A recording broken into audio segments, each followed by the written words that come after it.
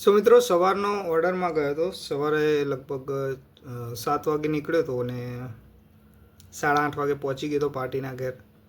8:30 પછી 9 વાગે કામ ચાલુ થયું ને 2 વાગે ફ્રી થાય એટલે 2 વાગે ત્યાંથી નીકળ્યો તો 4 વાગે હું ઘરે પહોંચ્યો અને અત્યારે આવીને આ કોપી ચાલુ છે.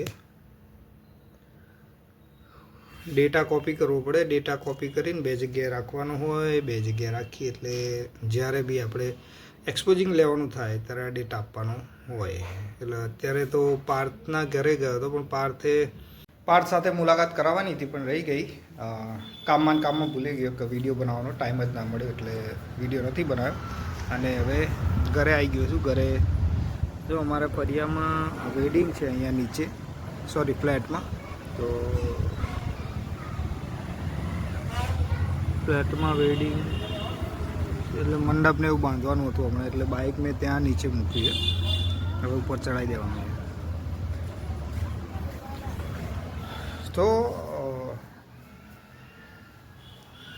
વેડિંગ ફોટોગ્રાફી હવે લગભગ પૂરી જ થવાય છે, મતલબ સિઝન પૂરી થવાય છે. હવે 1-2 દિવસનું કામ છે, પછી તો નવરાત છીએ.